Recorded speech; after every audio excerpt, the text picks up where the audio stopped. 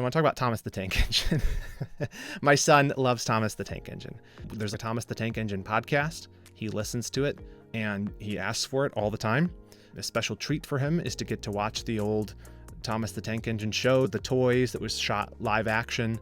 Anyway, I know a lot about Thomas the Tank Engine because I've watched a lot of Thomas the Tank Engine. One of the things that's super weird about this show is there's like there's a philosophy like to the world of Thomas the Tank Engine. There's like this consistent sort of value system, and it's based around whether station master Sir Topham Hatt, whether he thinks that you are a really useful engine. If you've ever watched Thomas the Tank Engine, you know what I'm talking about. If you haven't, you're like, what?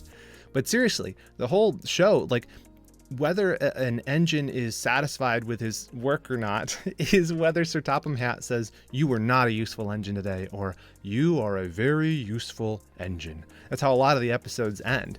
It's like, oh, great. Look, he was useful. That's his purpose in life.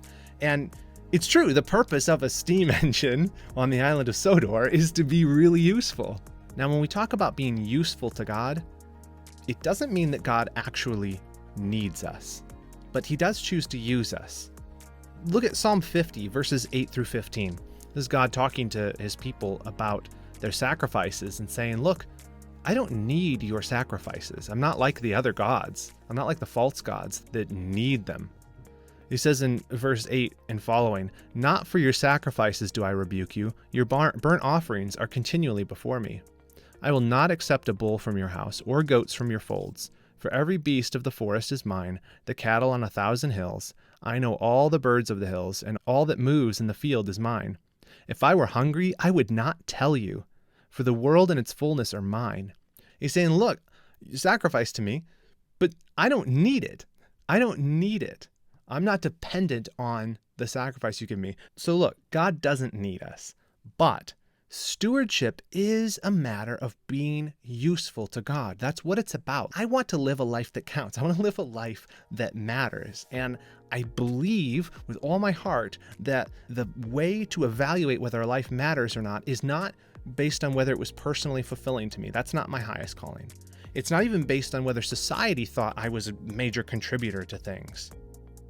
The final evaluation is whether God commends me for the life I live, for my work I did, how I lived. That's what matters. To be useful to God is part of the reason that we even put sin to death. 2 Timothy 2:21 says, therefore, if anyone cleanses himself from what is dishonorable, he will be a vessel for honorable use, set apart as holy, useful to the master of the house, ready for every good work.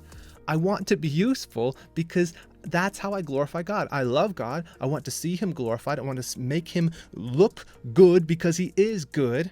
And part of the way I do that is through being productive in good works, in being a faithful steward of my time, in doing my job well, in evangelism, in being faithful in my local church, in how I serve my family, in how I use this life.